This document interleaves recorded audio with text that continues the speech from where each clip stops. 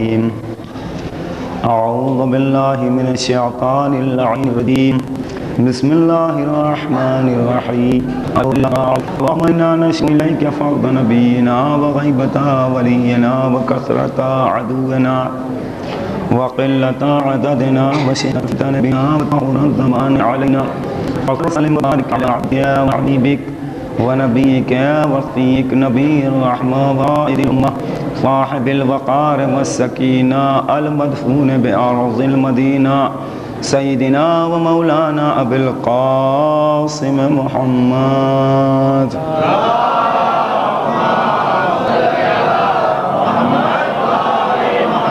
وآله الطيبين الطاهرين المعصومين المظلومين ولعنة الله على أعدائهم أجمعين من ليلنا هذا إلى قيام يوم الدين أما بعد فقد قال سبحانه تبارك وتعالى وقوله الحق بسم الله الرحمن الرحيم والله أخرجكم من بطون أمهاتكم لا تعلمون شيئا وجعل لكم السمع والأبصار والأفئدة لعلكم تشكرون صلوات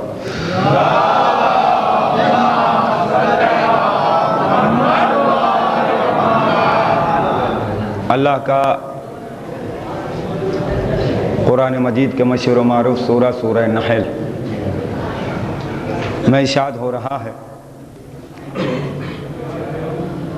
کہ اللہ نے انسانوں کو ایسے عالم میں پیدا کیا جب یہ انسان کچھ نہیں جانتا تھا، اور پھر اس کے بعد پروردگار نے فوراً ہی اپنی مہربانی کا اعلان کیا کہ اللہ نے سننے کے لیے کان دیے اور دیکھنے کے لیے آنکھیں دیں اور حقائق و مطالب کے لیے دل دیے لعلکم تشکرون، شاید کہ تم اللہ کے شکر گزار بندے بن جاؤ۔ یعنی اللہ نافرمانی اور معصیت تو پسند ہی نہیں کرتا، اور دنیا میں جو ہم آئے ہیں اور قدم ہم نے یہاں رکھا ہے، ہماری بنیاد بھی عزیزان محترم فرما برداری اور اطاعت پر پڑی ہے۔ عام طور سے جو پہلو مسائل میں پیش کیا جاتا، اگر ہم بصیرت کی نگاہوں سے دیکھیں تو اس میں ہماری فضیلتیں ہیں، اس لیے کہ دنیا میں بہت سے رہبر و رہنما آئے ہیں اور وہ یہ بتانا چاہتے ہیں کہ اگر ہمارے چاہنے والے رہو گے تو ہم جہاں جائیں گے وہاں تک پہنچانے کی کوشش کریں گے، لیکن ہماری شہزادی کی دعا بالکل الگ ہے، اور انہوں نے شاعر کی زبان میں فرمایا ہے کہ وہ قوم زمانے سے کبھی مٹ نہیں سکتی، وہ قوم زمانے سے کبھی مٹ نہیں سکتی، شبیر کی مادر جسے جینے کی دعا دے۔ تو شہزادی ہمیں ہمیشہ جینے کی دعا دے رہے ہیں، اب پوری کائنات ہمارے خلاف ہو جائے شہزادی اپنے ساتھ ہیں۔ صلوات پڑھو پر محمد اور آل محمد۔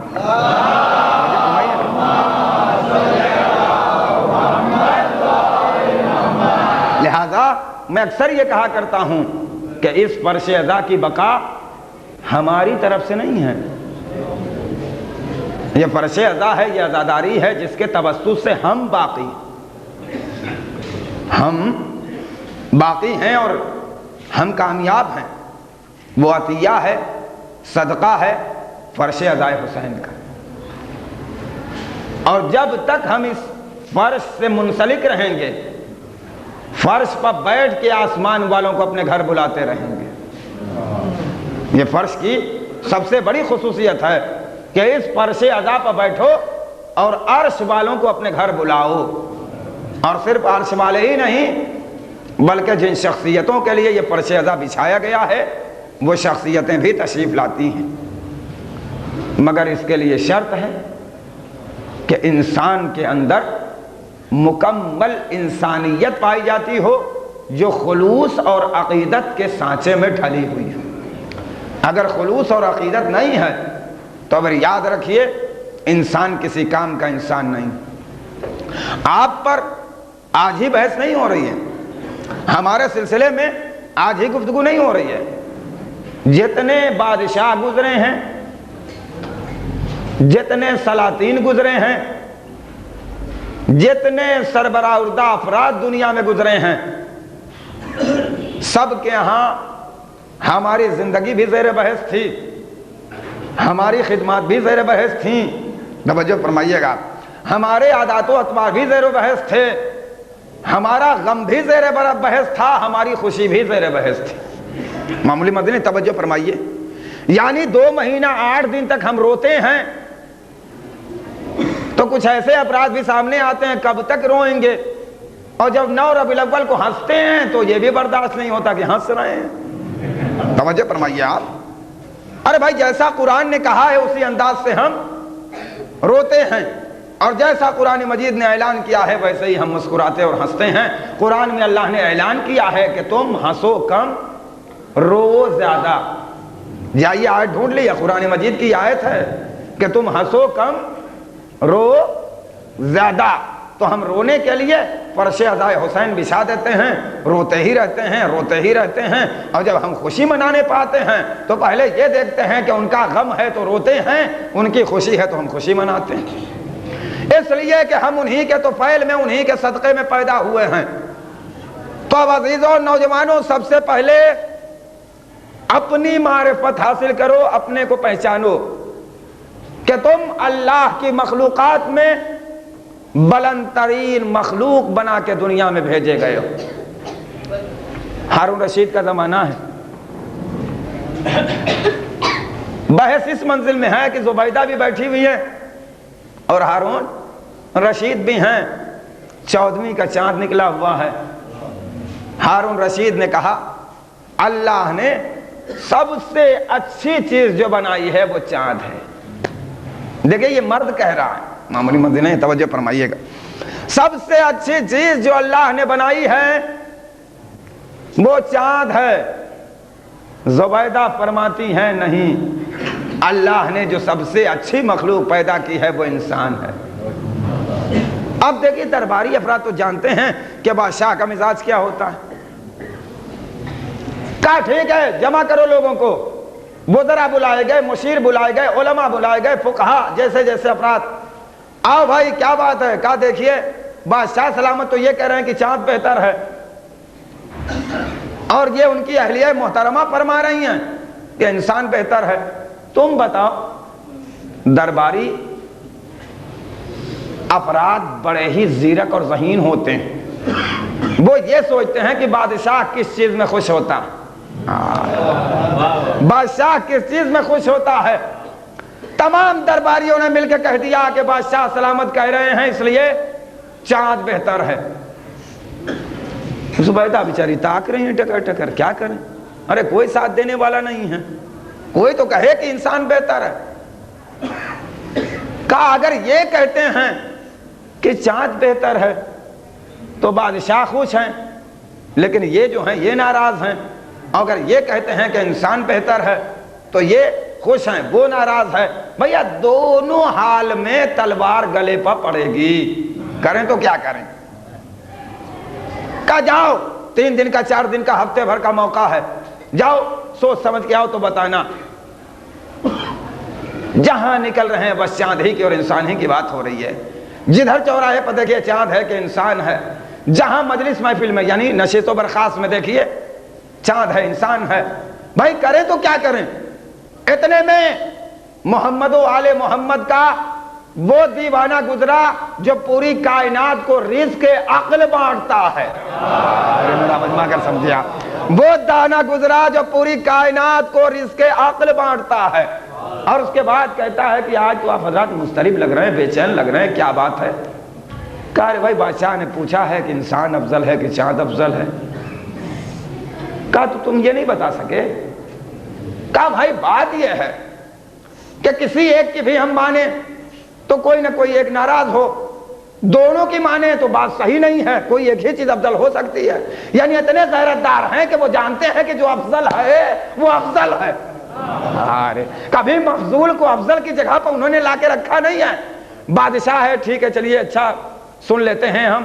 کہا چلو چلو نماز کا وقت ہو رہا ہے، پڑھ لو پھر بتاؤں گا۔ کہے بولو آج آپ ہی پڑھا دیئے۔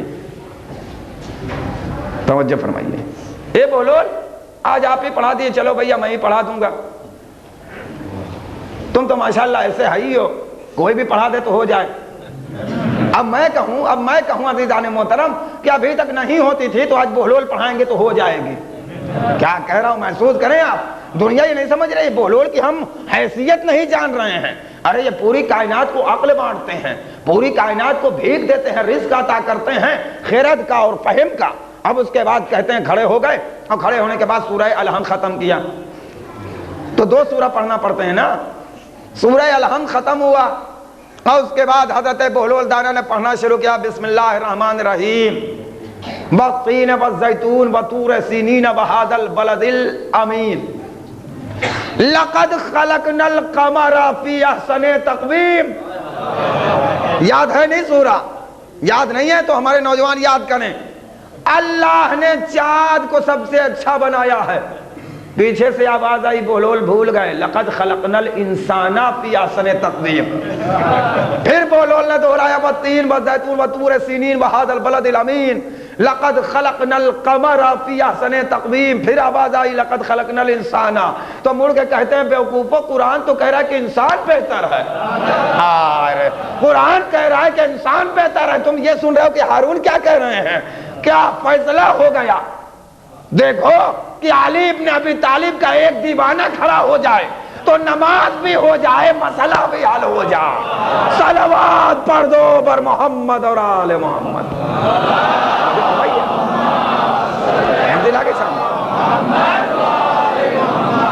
لقد خلقنا الانسان فی احسن تقویم. ہم نے انسان کو بہترین میٹیریل سے پیدا کیا, بہترین قوام سے ہم نے انسان کو بنایا ہے. اے انسان دیکھ ہم نے تجھے کتنا اچھا بنایا, لیکن جب تو نے نافرمانی کی, جب تو نے معصیت کی, جب تم نے اطاعت نہیں کی, جب تم نے ہماری بارگاہ میں سر نہیں جھکایا, جب تم زمین پکڑ کے چلے, تو ہم نے یہ بھی بتا دیا کہ انسان جب تو اپنی ماں کے شکم سے پیدا ہوا تھا تو کچھ نہیں جانتا تھا.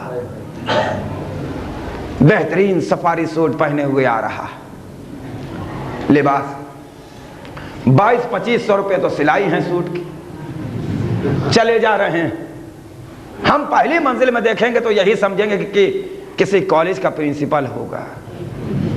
کیا قلم پہ قلم لگے ہوئے ہیں جیب میں, موبائل تو پوچھئے ہی نہیں, شناختی کارڈ دیکھیے, کیا بات.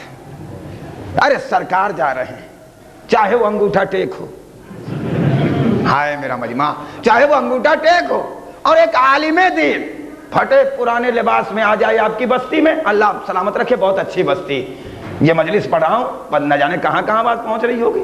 بستی میں آ رہا ہے, ردا میں پیبند لگا ہوا ہے, قبا پھٹی ہوئی ہے, گر سے اٹا ہوا ہے آیت اللہ. آپ نے اندازہ لگایا, ارے ہوگا کوئی چلتا پھرتا ہے نا. کیوں؟ اس لیے کہ انسان پر کبھی مرتبے سے بڑھ کے دھوکہ ہوتا ہے. توجہ فرمائیے گا, کبھی انسان کے اوپر مرتبے سے گھٹ کے دھوکہ ہوتا ہے.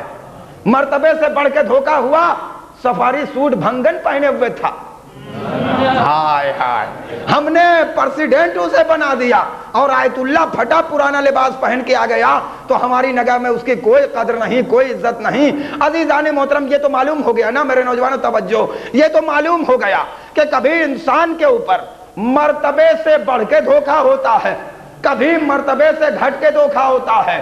تاریخ انسانیت میں ایک ہی ایسی ذات ہے جس پر کبھی مرتبے سے گھٹ کے دھوکہ نہیں ہوا. جب دھوکہ ہوا تب مرتبے سے بڑھ کے دھوکہ ہوا, تب مرتبے سے بڑھ کے دھوکہ ہوا. چادر اوڑھ کے ہجرت کی شب سو گیا تو نبی ہونے کا دھوکہ ہوا, مردوں کو زندہ کر دیا تو خدا ہونے کا دھوکہ. توجہ ہے, یہ دھوکہ ہے.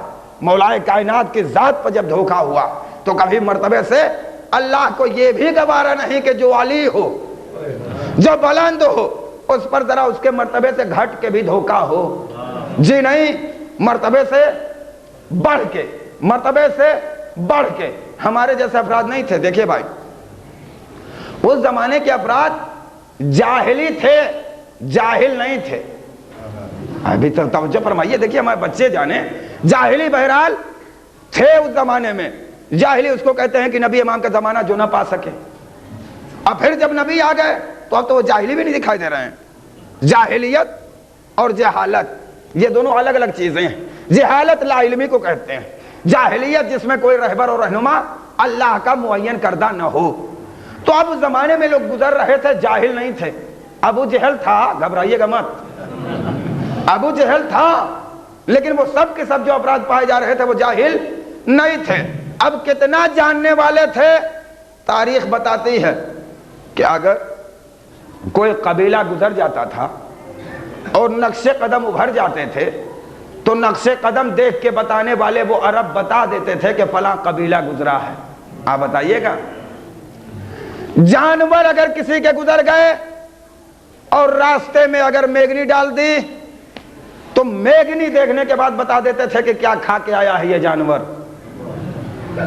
توجہ، شب ہجرت یہی ہوا تھا، بالکل ٹھیک نشانے پر دیکھنے والا پہنچا تھا، نقش قدم دیکھتا ہوا بالکل ٹھیک نشانے پہ پہنچا تھا۔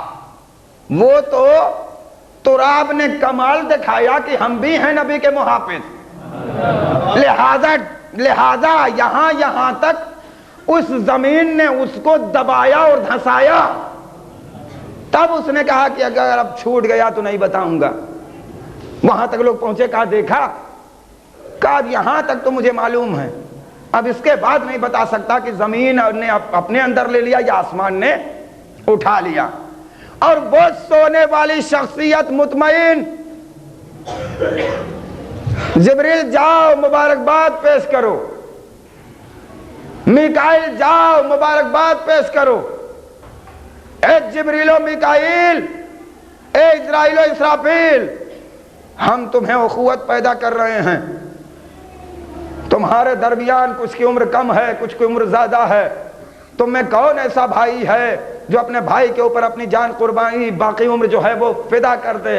اے پروردگار اور زیادہ ہمیں عمر عطا کر تاکہ ہم اور زیادہ تیری عبادت کریں، تیرا سجدہ کریں۔ کہا زمین کی طرف دیکھو، زمین کی طرف دیکھا، کہا پروردگار کون؟ کہا ماضی اور گزرا ہوا زمانہ یاد کرو، انسانوں کو میں بنا رہا تھا تو تم ہی نے کہا تھا کہ کیا ایسے کو خلیفہ بنائے گا جو زمین پر فتنہ و فساد برپا کرے۔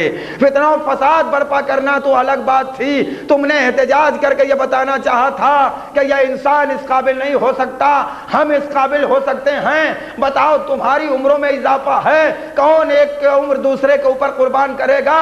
اگر نہیں کر سکتے تو دیکھو ایک بھائی اپنے دوسرے بھائی پر جان کیسے قربان کر رہا۔ جاؤ مبارکباد دو اور حفاظت کرو۔ سرکار ادھر، جبریل میکائیل اور اسرائیل کو ادھر چھوڑو، سونے والا چین سے سو رہا، کوئی پتہ نہیں لگا سکتا کہ کیسے سو رہا، کوئی جان نہیں سکتا کہ نبی سو رہے ہیں یا علی سو رہے ہیں۔ ارے جب سونے میں اتنی مماثلت ہے تو جاگنے میں کس قدر مماثلت پائی جاتی ہوگی۔ آج کا الیکٹرانک اور الیکٹرک زمانہ تو تھا نہیں کہ کوئی بھی ایک نورانی شے اور آلہ اپنے پاس مولائے کائنات چھپا لیتے اور وہ رات بھر روشنی دیتا رہتا۔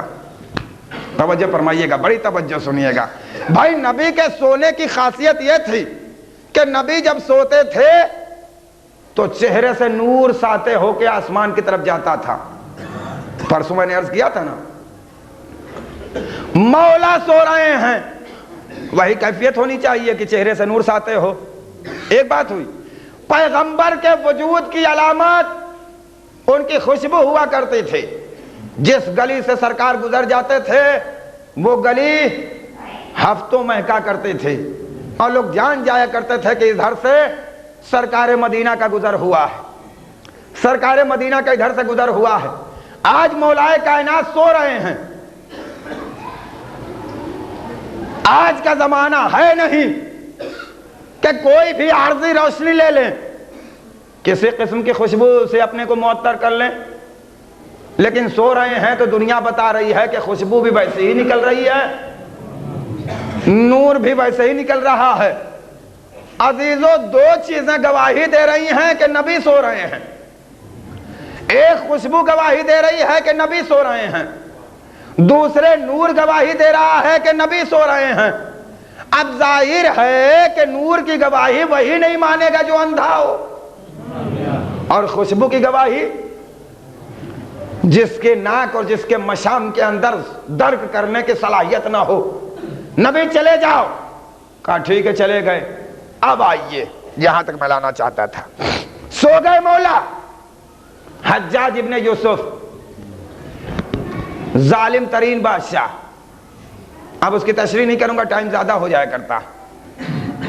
اس زمانے میں مولائے کائنات کی چاہنے والی ایک عورت جس کو حرہ کہتے ہیں, حرہ ہے نا, حرہ, ارے اس کا کمال یہ تھا کہ اٹھتے بیٹھتے علی علی, اٹھتے بیٹھتے علی علی. حرہ کی زندگی بتا رہی ہے کہ عورتوں کسی زمانے میں تنہا ہو جانا تو مایوس مت ہونا, علی علی کہتی چلی جانا, مسئلہ اور مشکلیں حل ہوتی چلی جائیں گی. کہا کون علی علی, کون کون کہہ رہا ہے, کون ہے یہ؟ کہا وہی ہے علی کی چاہنے والی حرہ. کہا بلاؤ, اس سے پوچھوں گا کہ کیسے علی علی کا نعرہ لگا رہی, اور اگر صحیح جواب نہیں دیا تو قتل ہے ہی. تم تو جانتے ہی ہو کہ جب تک میں ان کے چاہنے والوں کو قتل نہیں کرتا اس وقت تک مجھے سکون نہیں ملتا. توجہ فرمائیے گا, اتنا ظالم ہے. حرہ آئی, دربار میں داخل ہوئی, علی علی, اور آگے بڑھی علی علی. ارے میرے دربار میں, میرے دربار میں اور علی علی. کہاں سچ یوں ہی بولا جاتا ہے, سچ یوں ہی بولا جاتا ہے. کہا ٹھہر, اگر تو اصحاب کرام سے زیادہ علی کا مرتبہ نہیں بتائے گی تو قتل کیا جائے گا تم کو. اس نے کہا اصحاب کرام کی کیا حیثیت ہے, انبیاء کرام بھی میرے مولا جیسے نہیں, انبیاء کرام بھی میرے مولا جیسے نہیں ہیں. کہا ابھی تو بات چل رہی تھی صحابیت کی, یہ کہہ رہی ہے کہ نبوت بھی, انبیاء بھی ان کے جیسے نہیں ہیں. کہا بول, آدم ان کے جیسے ہیں یا نہیں؟ کہا نہیں. کہا قرآن میں لکھا ہے, بتائے گی؟ کہاں بتاؤں گی. کہا بتا. کہا سن, آدم کے بارے میں ملا کہ جنت میں انہوں نے گیہوں کھایا تو نکالے گئے, ہے یا نہیں ہے؟ جنت میں انہوں نے گیہوں کھایا تو نکالے گئے. میرا مولا وہ ہے کہ جو کی روٹیاں بھیج کے یہاں سے جنت کا مالک بن گیا.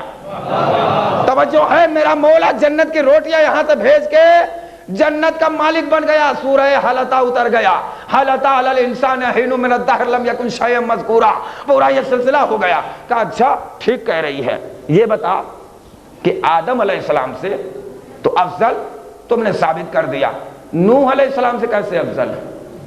معمولی منزل نہیں ہے. نوح علیہ السلام صاحب شریعت, نوح علیہ السلام صاحب صحف ہیں, نوح علیہ السلام اولو العزم پیغمبر ہیں, نوح علیہ السلام نبی رسول ہیں. اب بتائیے ان سے کیسے ثابت کیا جائے, کیسی منزل ہے؟ فوراً پلٹ کے اس نے کہا بڑے جواب دیے ہیں لیکن میں خاص خاص باتیں کہہ رہا ہوں. توجہ فرمائیے. کہا تمہیں نہیں معلوم کہ نوح علیہ السلام کو اللہ نے کشتی بنانے کا حکم دیا تھا؟ کہا معلوم ہے. کہا قرآن ہے یا نہیں ہے؟ کہاں یہ بھی قرآن ہے کہ نوح کشتی بناؤ, کشتی پر سوار ہو جاؤ, جو سوار ہوگا وہی بچے گا. کہا یہ بتاؤ کہ جب نوح کی کشتی گرداب میں پھنسی تھی تو کس کا نام لے کے بچایا تھا نوح نے کشتی کو؟ توجہ فرمائیے اور آگے بڑھے. کہا احسنتے احسنتے, تو سچ کہہ رہی ہے, صحیح ہے, صحیح فرمایا تم نے. اچھا یہ بتا کہ ابراہیم سے کیسے افضل ہیں؟ ابراہیم سے کیسے افضل ہیں؟ نبی بھی ہیں, رسول بھی ہیں, اب تو امام بھی ہو گئے, یہ ان سے کیسے افضل ہیں؟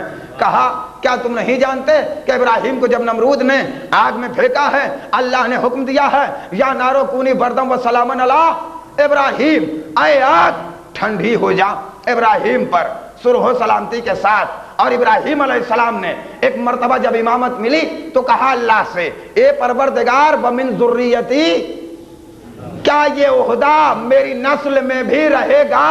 تو اللہ نے کہا ملے گا ضرور مگر ظالم کو نہیں ملے گا. میرے مولا نے کبھی دعا کی؟ ارے توجہ فرمایا, ارے کیا کہہ رہا ہوں, میرے مولا کو تو اللہ نے جب امام بنا دیا تو پہلے خود اللہ نے اعلان کیا اور نبی نے اعلان کیا علی سے امامت شروع ہوتی ہے، علی کی اولاد پر امامت ختم ہو جائے گی۔ بتاؤ مرتبہ کہاں میرے مولا کا کم ہے؟ کہا ٹھیک کہتی ہو۔ اچھا بتاؤ عیسیٰ سے کیسے افضل ہے؟ عیسیٰ سے کہا عیسیٰ کے بارے میں قرآن پڑھا ہے تم نے؟ کہاں پڑھا؟ کہا قرآن میں کیا یہ آیت نہیں ہے کہ عیسیٰ کو دنیا خدا کا بیٹا کہتی تھی؟ بڑی توجہ سے سنیے گا، عیسیٰ کو دنیا خدا کا بیٹا کہتی تھی اور میرے مولا کو دنیا خدا کہتی ہے۔ بول بیٹا افضل ہوتا ہے کہ باپ؟ آسان لفظ استعمال ہوئی، بول بیٹا افضل ہوتا ہے۔ اچھا یہ تو تم نے وضاحت کر دی، توجہ فرمائیے، یہ تو تم نے واضح کر دیا۔ اب ایک بات اور پوچھ رہا ہوں،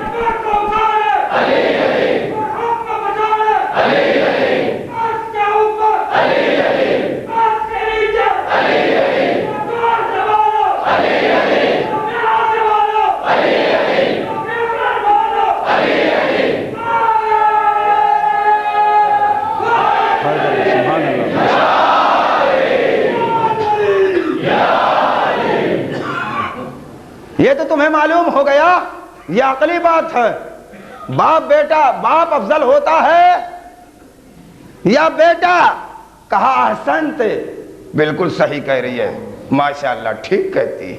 ارے یہ دشمن کہہ رہا ہے، ہم اور آپ نہیں کہہ رہے ہیں۔ ہاں، اور فضیلت وہی ہوتی ہے جس کا عربی میں ایک محاورہ اور مقولہ ہے، الفضل ما شہدت بہل اعداء، فضیلت وہ ہے جس کے دشمن گواہی دے۔ فضیلت وہ ہے جس کی دشمن گواہی دے۔ کہا اچھا ٹھیک ہے، آخری بات پوچھ رہا ہوں، میں جلدی آگے بڑھنا چاہتا ہوں، آخری بات پوچھ رہا ہوں۔ کہا عیسیٰ سے تو افضلیت ظاہر کر دی تو نے، موسیٰ سے کیسے افضل ہیں؟ کہا واقعہ سناؤں؟ کہا سناؤ، سناؤ واقعہ۔ کہا موسیٰ کے قوم نے جب موسیٰ سے پوچھا، پروردگار سے پوچھو کہ پروردگار دنیا والوں کو اور دنیا کی تمام چیزوں کو اور زمین و آسمان کو اور کائنات کو اپنی نگرانی میں رکھتا ہے، کیا وہ جانتا ہے کہ کون سی چیز کب نکلی، کب ڈوبی، کہاں گئی، کیسے گئی؟ ہے کہا؟ کہاں کہا ہے؟ کہا موسیٰ علیہ السلام سے قوم نے پوچھوایا تھا، موسیٰ گئے پوچھنے؟ کہا ہاں گئے پوچھنے۔ کہا تم بتاؤ کہ خدا نے کیا کہا؟ کہا موسیٰ نے جا کے پوچھا کہ پروردگار تجھے نیند بھی آتی ہے یا نہیں آتی؟ اعلان ہوا لا تأخذہ سنۃ ولا نوم، پروردگار کو نیند آنا کیسا، اس کو تو اونگ بھی نہیں آتی۔ تو جب اللہ سے پوچھا حضرت موسیٰ پیغمبر نے تو اللہ میاں نے کہا اے موسیٰ یہ 2 شیشہ لے لو، یہ 2 شیشے، 2 گلاس لے لو، جاؤ رات بھر جاگنا، ٹوٹنے نہ پائے، ٹوٹنے نہ پائے، ٹوٹنے نہ پائے۔ موسیٰ علیہ السلام جاگتے رہے، پہلا پہر رات کا گزرا، جاگ رہے ہیں، دوسرا پہر گزرا، کچھ غنودگی طاری ہونے لگی، تیسرا پہر آیا تو کچھ اور قریب ہو گئے نیند کے، چوتھا پہر آیا کہ اب صبح ہو رہی ہے تو جناب موسیٰ کو ایسی اونگ آئی کہ دونوں ہاتھ ٹکرایا، شیشے چور چور، شیشے چور چور۔ حرہ کہتی ہے حجاج جو جاگ کے 2 شیشوں کی حفاظت نہ کر سکے، جو جاگ کے دو شیشوں کی حفاظت نہ کر سکے اسے موسیٰ کہتے ہیں، اور جو سو کے پوری خدائی بچا لے، سو کے پوری خدائی بچا لے۔ اسی لیے بڑے اچھے انداز میں کسی شاعر نے آواز دی تھی کہ لاکھوں میں اکیلا جو دلاور نظر آئے، لاکھوں میں اکیلا جو دلاور نظر آئے، اس شخص کی تنہائی بھی لشکر نظر آئے، اس شخص کی تنہائی بھی لشکر نظر آئے۔ اور تاریخ میں ایک اور امام ایسا دکھاؤ جو اوڑھلے چادر تو پیمبر نظر آئے۔ یہ مولا کا شرف ہے دیدان محترم، جو اوڑھلے چادر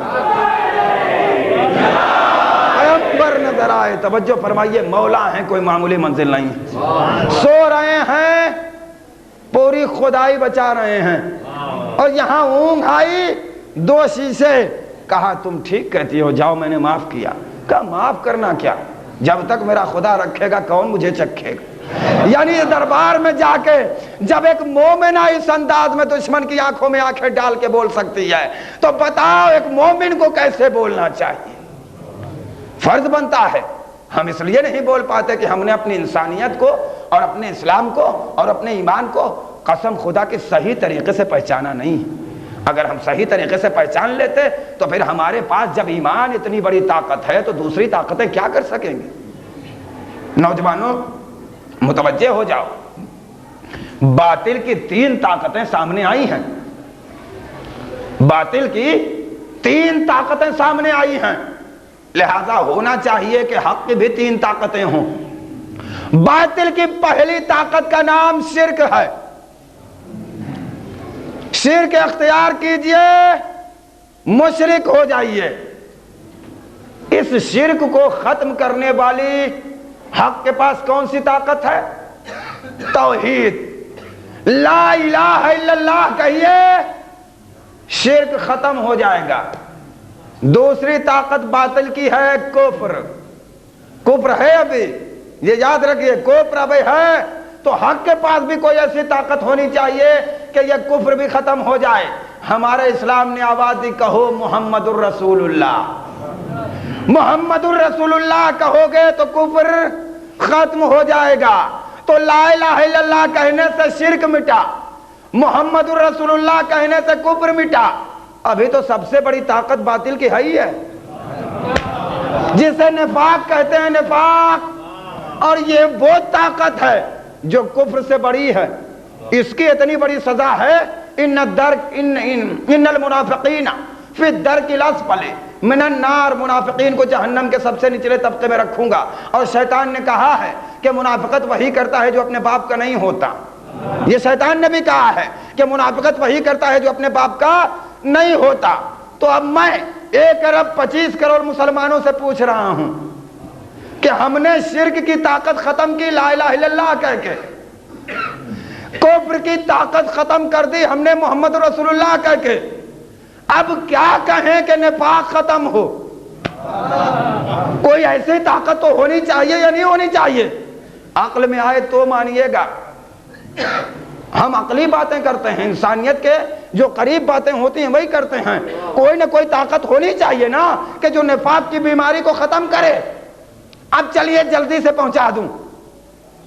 آدم کے دور میں کلمہ پڑھا جاتا تھا لا الہ الا اللہ، آدم نبی اللہ، آدم صفی اللہ، بس اتنی ہی ذمہ داری تھی۔ جس نے اتنا کہا کہہ کے مر گیا جنت۔ ہاں، اور کوئی پریشانی نہیں ہے۔ اللہ پہ ایمان لاؤ، اللہ کے نبی پہ ایمان لاؤ، کلمہ پڑھ دو لا الہ الا اللہ محمد، لا الہ الا اللہ آدم نبی اللہ، مر جاؤ جنت میں چلے جاؤ۔ نوح علیہ السلام آئے، شریعت کا باقاعدہ آغاز ہو رہا، کلمہ بدلا، پہلا نہیں بدلا، پہلا نہیں بدلا، توجہ فرمائیے، دوسرا بدلا، اعلان ہوا لا الہ الا اللہ نوح نجی اللہ۔ آئے میرا جس نے اتنا کلمہ پڑھا مر گیا جنت میں۔ ابراہیم علیہ السلام آ گئے تو اب تو یہ امام بھی ہیں، کلمہ پھر دوسرا والا بدلا، لا الہ الا اللہ ابراہیم خلیل اللہ۔ جس نے اتنا کہا مر گیا جنت میں۔ حضرت عیسیٰ آئے، جلدی پڑھ دے رہا ہوں، کلمہ بدلا بعد والا، لا الہ الا اللہ عیسیٰ روح اللہ، جس نے اتنا کہا عیسیٰ پہ ایمان اللہ پہ ایمان، مر گیا جنت میں۔ موسیٰ آئے اعلان ہوا لا الہ الا اللہ موسیٰ کلیم اللہ، جس نے اتنا کہا مر گیا جنت میں چلا گیا۔ ہمارے سرکار آئے کلمہ بدلا لا الہ الا اللہ محمد الرسول اللہ۔ کیا نام ہے ہمارے سرکار کا؟ محمد نام تو دنیا میں ہے، قرآن سے پوچھے نام کیا ہے؟ قرآن نے اعلان کیا کہ جو نبی آتا تھا وہ کہتا تھا کہ میرے بعد ایک نبی آنے والا ہے، اس پر ایمان لانا جس کا نام احمد ہوگا۔ ارے محمد کسی نے نہیں کہا، کلمہ بن رہا ہے محمد رسول اللہ۔ ارے یہ محمد کہا کس نے؟ محمد کہا کس نے؟ سورہ محمد ہے قرآن میں، لیکن قرآن بہت بعد میں نازل ہوا ہے۔ یہ محمد کہا کس نے؟ بتائیے۔ عیسیٰ نے کہا کہ احمد ہوگا، موسیٰ نے کہا کہ احمد ہوگا، نبیوں نے کہا کہ احمد ہوگا، قرآن نے کہا کہ احمد ہوگا۔ آئے تو آسمان پر احمد، زمین پر محمد، کس نے کہا محمد؟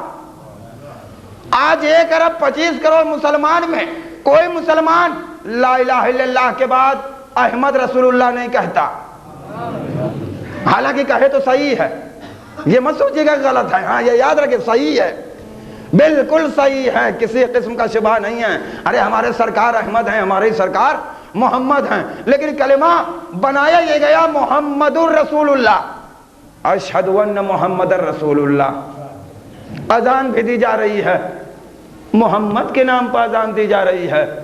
کیسے ہو؟ کیسے؟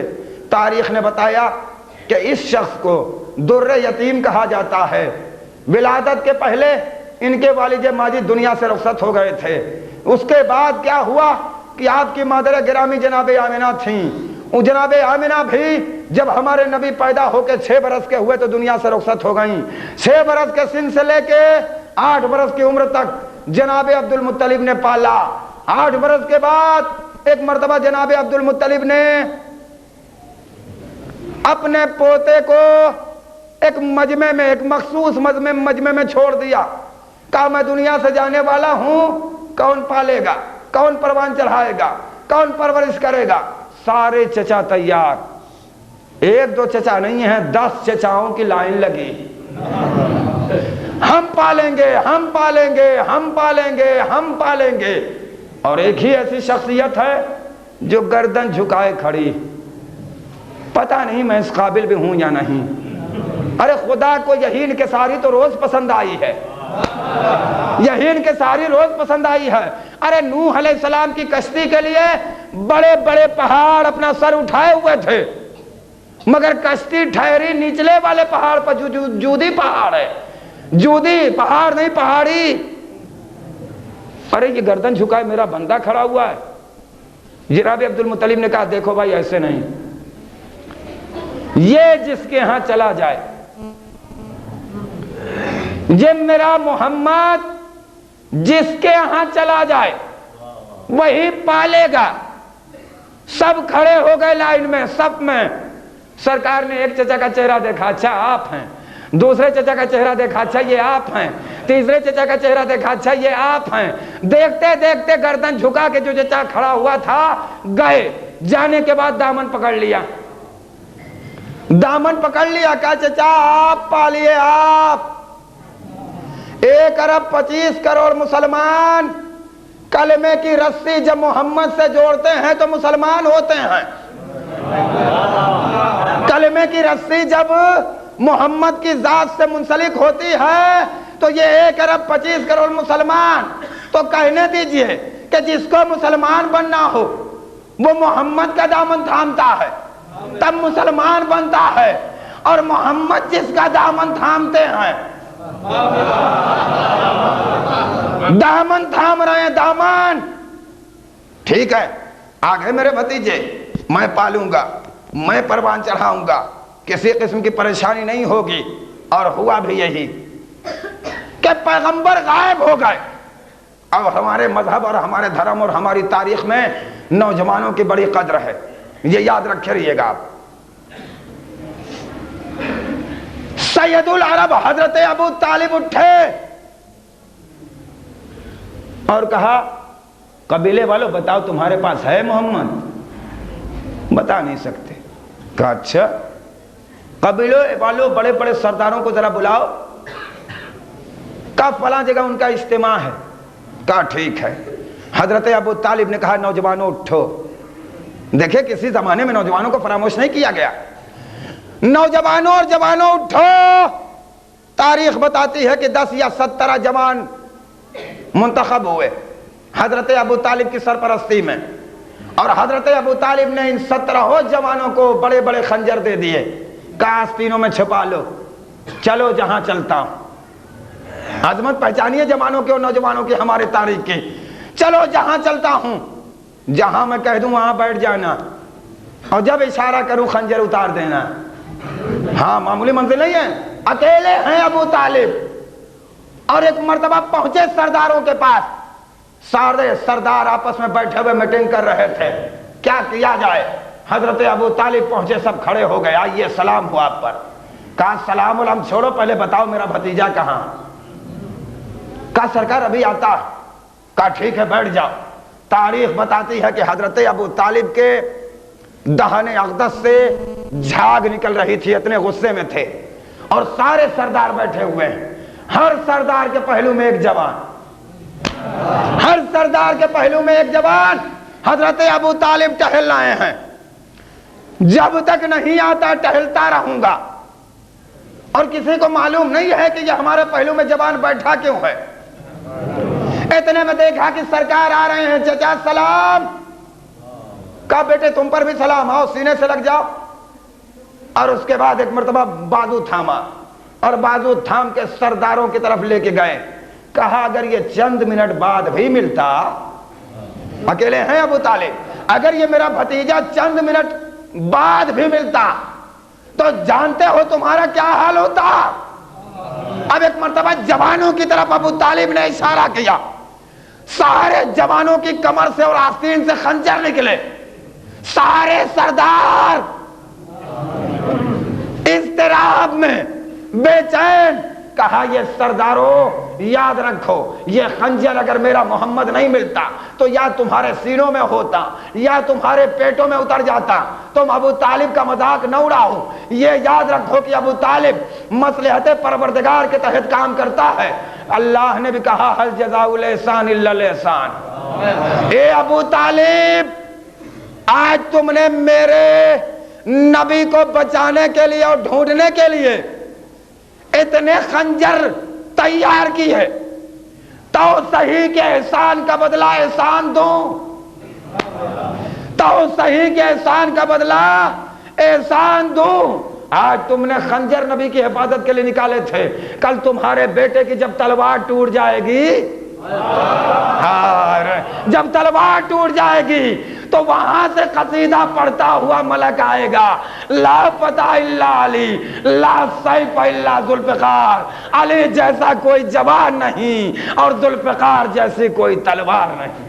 کیا سمجھتے ہو حضرت ابو طالب کا مرتبہ معمولی منزل نہیں ہے۔ حضرت ابو طالب نے حفاظت کی، کہا میرے حبیب پالوں گا، اللہ کے رسول پروان چڑھاؤں گا، اللہ کے رسول میرے گھر میں پیدا ہونے کا شرف تمہیں حاصل ہو گیا، اللہ کے رسول تو نے آ کے میرے گھر کو رونق بخشی، اللہ کے رسول تیرا نام میں نے رکھا۔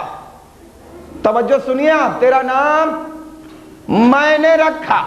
اللہ نے کہا ابو طالب گھبرانا نہیں، اگر میرا نبی تمہارے گھر پیدا ہوا تو ہل جزاء الاحسان، اگر میرا نبی تمہارے گھر پیدا ہوا تو تمہارا بیٹا میرے گھر پیدا ہوگا، اگر میرے نبی کا نام محمد تم نے رکھا تو تمہارے بیٹے کا نام علی میں رکھوں گا، اگر میرے نبی کا نکاح تم نے پڑھا تو تمہارے بیٹے کا نکاح عرش آدم پر میں پڑھوں گا۔ کیا ماحول ہے اور کیا معاشرہ ہے، دیکھیے۔ کیا نکاح پڑھنے میں کسی مسلمان کو اختلاف ہے؟ کسی کو اختلاف نہیں۔ ہر تاریخ اسلام آپ اٹھائیے، سب نے یہ لکھا ہے کہ حضرت ابو طالب نے نکاح پڑھا نا۔ میں ایمان ابو طالب نہیں بیان کر رہا ہوں، ہمارے جیسے جیسے چھوٹے چھوٹے مومن کل ایمان کے باپ کا ایمان ظاہر کرے اور اس کے بارے میں کوئی دلیل اور ثبوت پیش کرے. بتائیے یار, چپ چاپ دامن تھام لیجیے اگر مومن ہونا تو. توجہ فرما رہے نا. آگے ہم پڑھ رہے ہیں نا, نکاح ہم پڑھیں, ٹھیک ہے, تم وکیل بناتے ہو, میں پڑھنے کے لیے تیار ہوں, پڑھ رہے ہیں اطمینان سے. اور معلوم ہے عالم اسلام میں نکاح ہوتا ہے تو کیا ہوتا ہے؟ عالم اسلام میں خصوصیت کے ساتھ ہمارے ہاں جب نکاح ہوتا ہے تو ہم سے زیادہ مسلمانوں کے ہاں شرائط پائے جاتے ہیں. پہلی منزل تو یہ ہوتی ہے کہ اس کو باقاعدہ طور پہ نوشا میاں کو کلمہ پڑھایا جاتا ہے کہ کلمہ پڑھ کے ذرا لوگوں کو بتاؤ کہ تم مسلمان ہو. تو اس کا مطلب یہ ہوا کہ شریعت یہ بنی کہ وہ مولوی صاحب جو نکاح پڑھانے کے لیے آئے ہیں وہ پہلے جوان کو کلمہ پڑھائیں. اب میں یہی شریعت پڑھوں گا, جوان کو کلمہ پڑھائیں, پڑھو, پڑھ کے بتاؤ پہلا کلمہ. سنا رہا ہے اب لڑکا, یاد نہیں ہے تو پھر مولوی صاحب پڑھاتے ہیں کہ پڑھو ایسے, پڑھو ایسے. تو شریعت یہ بنی کہ نوجوان کا نکاح ہو چاہے کسی کا بھی, مسلمان کا ہو, تو نکاح خواہ پہلے کلمہ پڑھاتا ہے. دیکھیں ایک بہت اچھے شاعر کا نام بتا رہا ہوں, ہمارے یہاں کے ہیں, کم سن شاعر, مگر ہزاروں صرف انہوں نے تیار کیے, خدا کی قسم. جناب کلیم معروفی بہترین شاعر ہے. جس طرح مجھ کو دیکھ کے لوگ جانتے ہیں نا کہ یہ کیا بول لے گا, اس کو تو دیکھیے گا تو کہیے گا چلو ٹھیک ہے, ہو سکتا ہے کہ ہمارا حقہ حقہ چڑھا دے. لیکن اللہ جسے عطا کر دے, فیضان اہل بیت جس کے اوپر ٹوٹ کے برسے, خدا کے قسم کوئی روک نہیں سکتا. اپنی کمسنی کی عالم کلیم معروفی کہتے ہیں کہ بوقت عقد نوشا کو پڑھایا جاتا ہے کلمہ. مسلمانوں کے مولانا نے یہ مجھ سے بتایا ہے, جس سے پوچھے سب بتائیں گے. واقعی اگر صحیح مولانا ہے تو بتائیں گے, اس لیے کہ ان کا فرض ہوتا ہے نا کہ وہ جان لے کہ مسلمان بھی ہے یا نہیں, یہ مسلمان بھی ہے یا نہیں. اور اگر نہیں ہے, صرف مسلمان کے ہاں پیدا ہو گیا ہے تو ہم بالغ ہو گیا ہے, کلمہ پڑھا کے اس کو صحیح مسلمان کر دیں. تو مسلمانوں کے مولانا نے یہ مجھ سے بتایا ہے بوقت عقد نوشا کو پڑھایا جاتا ہے کلمہ. مسلمانوں کے مولانا نے یہ مجھ سے بتایا ہے شریعت سے یہی جو حکم ہے تو ماننا ہوگا. شریعت سے پھر دوہرا رہا ہوں کہ بوقت عقد نوشا کو پڑھایا جاتا ہے کلمہ. مسلمانوں کے مولانا نے یہ مجھ کو بتایا ہے شریعت سے یہی اگر حکم ہے تو ماننا ہوگا. محمد کو ابو طالب نے بھی کلمہ پڑھایا ہے. توجہ فرما رہے ہیں آپ, اندازہ فرمائیے کہ آ رہے ہیں نکاح پڑھنے کے لیے اور بتا رہے ہیں کہ دیکھو میرا شرف کیا ہے اور میرا وقار کیا ہے, میری توقیر کیا ہے, میری عظمت کیا ہے, میرا مقام کیا ہے. میری توقیر یہ ہے کہ میرا بیٹا کعبے میں پیدا ہوتا ہے, میرا نصیب یہ ہے کہ میرے بیٹے کا زچہ خانہ کعبہ بنتا ہے. میری عظمت اور میری توقیر یہ ہے کہ میں خاتم المرسلین کا نکاح پڑھتا ہوں. دنیا والوں سنو اور یاد رکھو کہ یہ مرتبہ اور یہ فضیلت کسے حاصل ہے. میں خود کچھ اپنے بارے میں کہنے کے لیے تیار رہی ہوں. میرا بھتیجا بتائے گا کہ میرے چچا کیسے, میرا خاتم المرسلین بھتیجا بتائے گا کہ میرا چچا کیسا, اور میرا ابو الائمہ بیٹا بتائے گا کہ میرے باپ کیسے. اندازہ کرو اور سوچو انسانوں, تم نے اپنی اوقات نہیں پہچانی, اپنی حیثیت نہیں پہچانی. سوچو کیا آپ نے کل نہیں سنا تھا میرا ہی بیٹا وہ ہے جو پیدا ہوا تھا, اس کے ولادت کا شرف بعد میں. پہلے ہمارے ایمان کی فضیلت ہے کہ ہماری زوجہ گئی اور جانے کے بعد داخل ہو گئی, بات ختم ہو گئی, داخل ہو گئی. کیسے داخل ہو گئی؟ اللہ کے حکم سے داخل ہو گئی. دیوار شک ہو گئی, فاطمہ بنت اسد داخل ہو گئی, دروازہ بند تھا, داخل ہو گئی. مولا کائنات دنیا میں تشریف لائے. اب جب مولا دنیا میں تشریف لائے تو پھر کل پرسوں جو میں نے کہا تھا کہ یہ شخصیتیں وہ ہیں جو پیدا ہوئی ہیں تو روتی ہوئی پیدا نہیں ہوئی ہیں, بلکہ یہ شخصیتیں وہ ہیں جو مسکراتی ہوئی اور خوش خوش پیدا ہوئی ہیں. مولا پیدا ہوئے, جناب فاطمہ بنت اسد فرماتی ہیں آنکھیں نہیں کھولی. جناب فاطمہ بنت اسد فرماتی ہیں کہ پوری کوشش کے باوجود بھی علی نے میرا دودھ نہیں پیا. اور تیسری خصوصیت یہ فرماتی ہیں کہ علی پیدا ہوئے تو گریہ نہیں کیا. تو چلیے جو علی ہے اسی سے پوچھا جائے, آپ روئے کیوں نہیں؟ آپ نے کھانا کیوں نہیں کھایا؟ آپ نے آنکھیں کیوں نہیں کھولی؟ مولا آواز دیں گے آنکھیں اس لیے نہیں کھولی کہ عین اللہ بن کے آیا ہوں. توجہ, عین اللہ بن کے آیا ہوں. اور یہ سارے بت رکھے ہوئے ہیں, یہ غیر اللہ ہیں. عین اللہ غیر اللہ کو دیکھنا بھی گوارا نہیں کرتی. کیسے میں دیکھتا؟ آنکھ نہیں کھولی. مولا کم سے کم دودھ تو پی لیے ہوتے. کیا عجیب بات کرتے ہو, تم کسی کے ہاں مہمان بن کے جاؤ تو دوسرے کا کھاؤ گے؟ تم کسی کے ہاں مہمان بن کے جاؤ دوسرے کا کھاؤ گے کہ اپنے میزبان کا کھاؤ گے؟ میں کہا مولا اپنے میزبان کا کھاؤں گا. ارے جس نے تم کو مہمان بلایا اس کا کھاؤ, دوسرے کا کیوں کھاؤں؟ میں مہمان اپنی ماں کا نہیں ہوں, میں مہمان رسول اللہ کا اور اللہ کا ہوں. وہ دیں گے تو کھاؤں گا. اچھا مولا روئے کیوں نہیں؟ رو دیجئے کم سے کم تاکہ آپ کی ماں سمجھ جائے کہ ہاں بچہ پیدا ہوا ہے, زندہ ہے. مولا ابھی تک تو یہی دیکھا ہے کہ بچہ پیدا ہوتا ہے تو روتا ہے, اور یہ رونا بتاتا ہے کہ زندہ ہے. رونا بتاتا ہے کہ زندہ ہے, جو نہیں روتا وہ مردہ ہوتا ہے. توجہ ہے نا, یہ فطرت کا تقاضا ہے. رو دیجئے. کہا نادان ہم روئیں, ہم کو قیامت تک کے لیے قانون بنانا ہے. اب تاریخی جملہ پڑھ تو رہا ہوں لیکن پتہ نہیں سمجھا پاؤں میں یا نہ سمجھا پاؤں. متوجہ رہیں. سنو, میں نہیں روؤں گا. نعمتیں جن سے چھن جاتی ہیں وہ روتے ہیں, ہم سے نعمتیں چھنی نہیں. لیکن ہمارے نہ رونے کا ایک اور سبب ہے. کہا مولا کیا ہے؟ کہا سنو, جب تنہائی ہو, تنہائی, جب تنہائی ہو اور کسی کی مصاحبت اختیار کی گئی ہو تو رو کے اپنے ساتھی کا دل نہیں دکھانا چاہیے. آج میں کعبے میں قانون بنا رہا ہوں کہ اس سے بڑی تنہائی کہاں ہوگی. جوف کعبہ میں پیدا ہو رہا ہوں, رو اس لیے نہیں رہا ہوں کہ میں ہوں, میری ماں ہے, میں اپنے ماں کا ساتھی, میری ماں میری مصاحبت میں رو اس لیے نہیں رہا ہوں کہ کہیں میری ماں کا دل نہ دکھ جائے.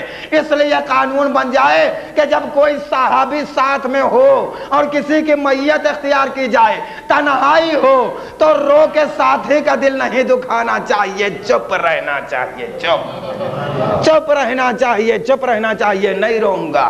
مولا ٹھیک کہا آپ نے, ہمیں یہ قانون معلوم ہو گیا. کہا دیکھنا جب سرکار آئیں گے تو بتاؤں گا. سرکار آئے, ہاتھوں پہ گئے, آنکھیں کھول دیں, سلام کر لیا. سب سے پہلے معلوم ہے کیا مطالبہ ہوا؟ مہمان بن کے آیا ہوں, 3 دن سے کچھ کھایا پیا نہیں ہے, دیجئے. سرکار نے فوراً اپنی زبان دے دی, چسائی نہیں, زبان دے دی. ارے پیدا ہوتے ہی زبان دے دی. آدم سے لے کے عیسیٰ تک کی زبانیں, جس کی زبان کے اندر وہ نبی اپنی زبان علی کو دے کے بتا رہا ہے کہ سب کی زبانیں میرے دہن میں, میری زبان علی کے دہن میں. پہچانو مرتبہ کہ علی کا مرتبہ کیا ہے اور علی کی فضیلت کیا. کہا ٹھیک, سن لیا تھا, ڈر بن گیا. اب جب میں لڑتے لڑتے مرحب کو مار کے پہنچا, کوئی معمولی منزل نہیں ہے, پورا تسلسل ذہن میں رکھے رہیے گا. کل ہی کہا تھا کہ 5 دن تک 2 گھنٹہ پڑھوں تب بھی خیبر ختم نہیں ہو. خیبر اتنی چھوٹی جنگ نہیں, بہت بڑی جنگ ہے. لیکن تسلسل دیکھیے گا. کاٹتے کاٹتے میرے مولا آگے بڑھ رہے ہیں. یہودی بھاگ کے قلعہ قموس میں پہنچے, دروازہ بند کر لو ورنہ بچیں گے نہیں. اتنے میں ایک نامرد اچھلا, ہاں, اور میرے مولا کے بائیں ہاتھ سے اپنے زامن ناقص میں ڈھال چھین لی. ارے یہ چھینے گا, یہ چھینے گا. اچھلا تھا مانگنے کے لیے, میرا مولا کریم ہے, دے دیا, لے جاؤ. لے جاؤ جی، ہم جنگ میں تلوار دے دیتے ہیں تو ڈھال کی کیا حقیقت ہے؟ ہم جنگ میں تو تلوار دے دیتے ہیں، ڈھال کی کیا حقیقت ہے؟ لیکن او نامرد یہ مت سوچنا، یہ مت سوچنا کہ تم نے چھین لیا ہے، ید اللہ ہوں، میرے ہاتھ سے ڈھال چھینی نہیں ہے، کوشش کی تھی میں نے دے دی۔ اب اگر دیکھنا چاہتے ہو کہ میرے اس بائیں ہاتھ میں کتنی طاقت ہے تو آؤ، داہنا نہیں استعمال کروں گا۔ ہاں یہ یاد رکھے، دعوے سے کہہ رہا ہوں ممبر سے، داہنا یہ سیدھا ہاتھ یہ نہیں استعمال کروں گا۔ بائیں ہاتھ میں ڈھال تھی نا، وہ نامرد خوش ہو رہا کہ چھین لی، وہ آئے دیکھے کہ کتنی طاقت ہے، آئے دیکھے کہ کتنی طاقت ہے۔ اب علماء نے لکھا کہ 40 یا 70 جوان دروازہ کھولتے تھے اور بند کرتے تھے، ہزاروں من کا ہزاروں من کا قلعہ قموس کے دروازے پر پتھر رکھا ہوا تھا۔ توجہ فرمائی آپ نے۔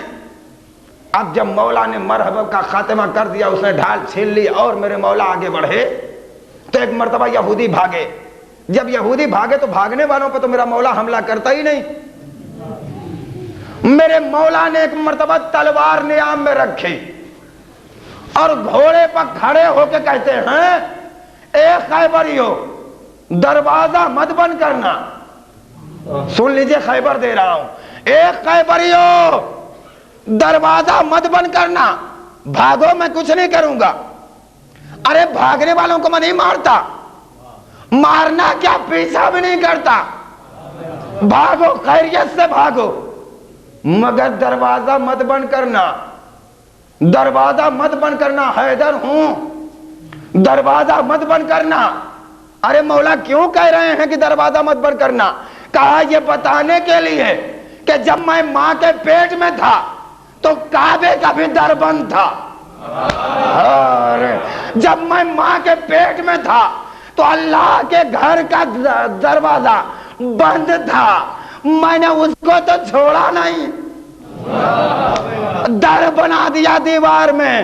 تم یہ دروازہ بند کر رہے ہو۔ آگے بڑھے، انگلی قریب کی بائیں ہاتھ کی، دروازے کے قریب جو ہی حیدر کرار کی انگلی پہنچی، اوپر سے نجومی نے آواز دی، اکھاڑ دو جوان اکھاڑ دو۔ ارے یار 30 برس کے تو ہیں مولا، جوان نہیں کہے گا تو اور کیا کہے گا؟ بتائیے، اکھاڑ دو جوان۔ مولا نے انگلی کھینچ لی۔